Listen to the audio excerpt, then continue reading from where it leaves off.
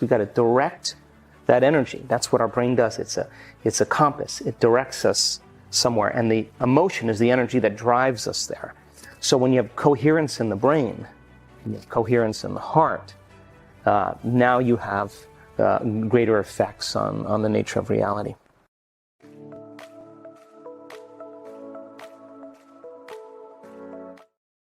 For me, I'm not so interested in talking about history. I'm interested in making history. And this is a time in history where it's not enough to know. This is a time in history to know how. And you could be black, you could be white, you could be old, you could be young, you could be sick, you could be vegetarian, you could be in shape, you could be out of shape. You could be rich, you could be poor, you could be successful, you could have never, ever had any experience in meditation or personal transformation. It doesn't matter. I've seen it on all shapes, all sizes, all colors, all cultures. Sick people, healthy people, young people, old people. All you got to do is apply the formula. That's it. Nobody's excluded from the phenomenon. And my job is to not create any exclusivity. My job is to create community. And science creates community. It's the language. It's the contemporary language we use. People come to our workshops for all different reasons. Some people come because they're sick. Some people come because they want more money. Some people want a new job, a new opportunity, a new career, a new relationship. Some people want the mystical. The people come for all kinds of reasons. To me, I don't care. What I care about is that they latch on to a vision and they learn how to create. Whatever drives them to that elegant moment where they're so present and so passionate about what they want, and they have a clear intention, a clear vision, a coherent brain, and they have an elevated emotion combined with it, that they create heart coherence. And now they're broadcasting a whole new energy into the field. And whatever we broadcast into the field is our experiment with destiny. So I want people to know the how. Because we have plenty of people that have made millions and millions of dollars that were living in the backseat of their car or filed bankruptcy. We have plenty of people that were stage 4 cancer, serious health conditions that are healed. But really, people think they come for those reasons, but we come for wholeness. That's why we come. That when we feel so whole and so happy with ourselves, so connected to something greater, if you feel wholeness, it's impossible for you to want. How can you want when you're whole? When you're whole, you feel like you have everything. So I want people to reach that point where they feel so whole that they no longer want, and that's when the magic happens. Teaching them that allows them to understand that when they come back to their senses, they open their eyes.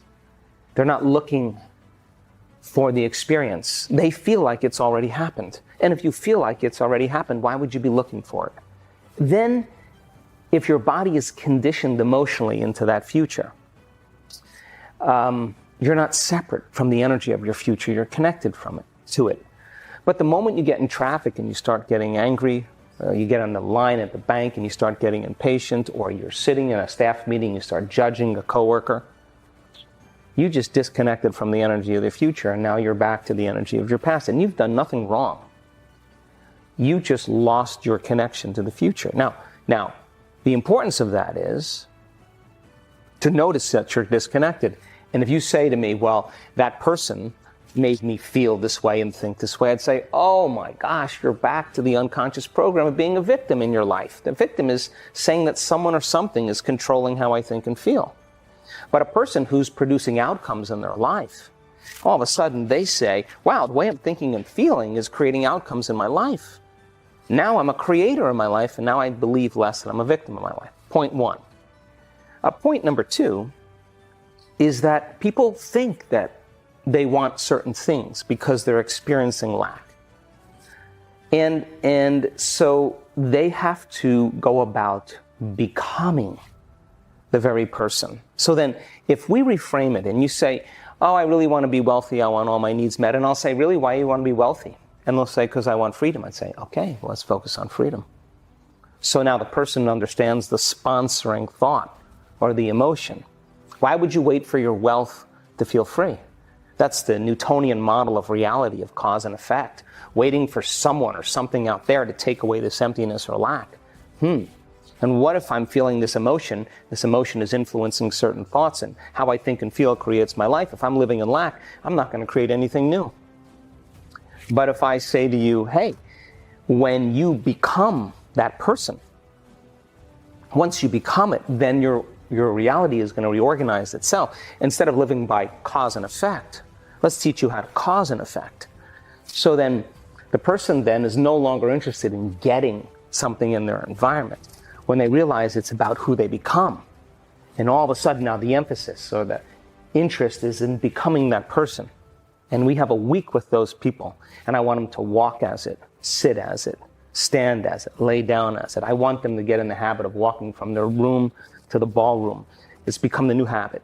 That's why when we do our work, we're doing sitting meditations, we're doing standing and walking meditations, we're doing lying down meditations.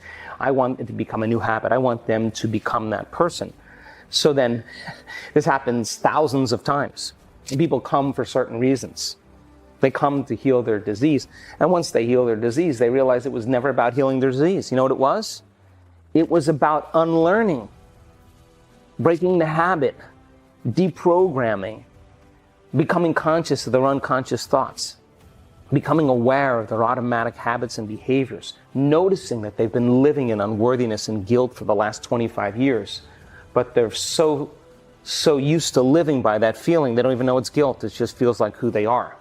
So point number 2 is that becoming that person requires you to stop being the old person. That's the work. And so when people come with a passion and enthusiasm to overcome that old self, they're going to understand then that people who live in the past are asleep in the present, and they have to die. That old person has to die. And the dying of that old personality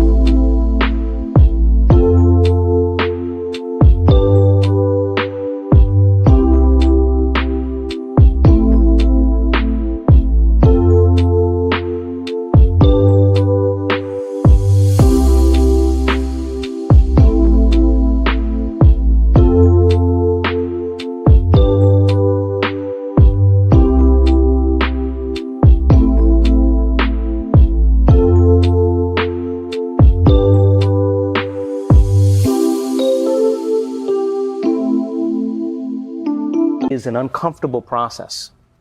But if you apply the formula, when you're in that uncomfortable process, you will literally begin to become somebody else. So when they start becoming that person, they'll say, I thought I wanted wealth, but I really don't want wealth, I want this. And all of a sudden, here come the synchronicities, the opportunities, the serendipities, the coincidences, the wonderful, wonderful events start unfolding in their life, and they're going to say to you, I'm not doing anything. Because they took care of the past personality, because your personality creates your personal reality. And your personality is made up of how you think, how you act, and how you feel. So then if they're no longer thinking the same way, no longer acting the same way, no longer feeling the same way, they're thinking differently, they're acting differently, they're feeling differently, and they return back into their lives, they're able to maintain that modified state of mind and body. That's the new habit. They're embodying that energy. Then all of a sudden, people in their life are going to say, something's different about you. Something happened to you. Because the person's not showing up in the unconscious, predictable habit of themselves. And they're outstanding because they're not reacting emotionally. They've overcome that sitting in their meditations. They're no longer judging. They took care of those circuits, the hardwired programs.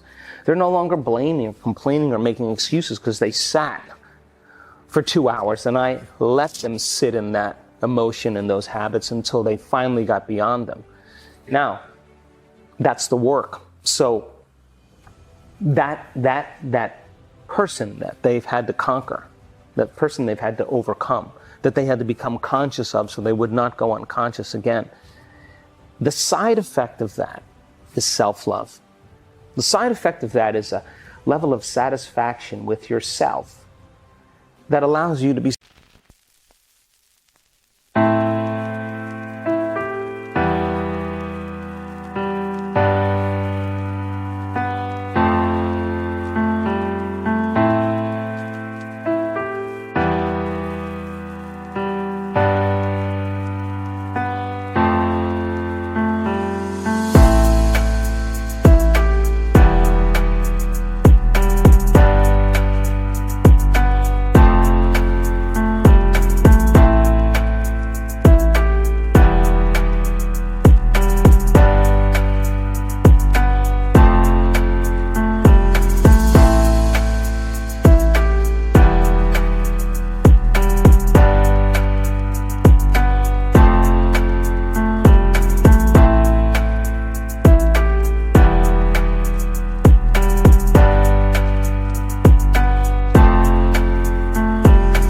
satisfied with others.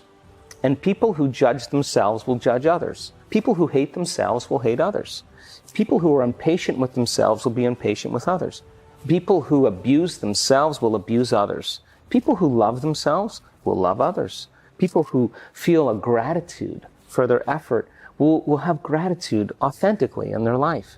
People who are joyful because they sat in the fire and something changed are going to naturally be joyful, not because they need a car or a wardrobe or a vacation to feel that. They feel joyful because they really feel joyful. It's not coming from out there, it's coming from in here. They will be joyful in their lives, and it'll be real. So we're just seeing a community of people reaching that consciousness, and they're not relying on somebody out there to bring them joy. They're joyful because they're in love with who they are.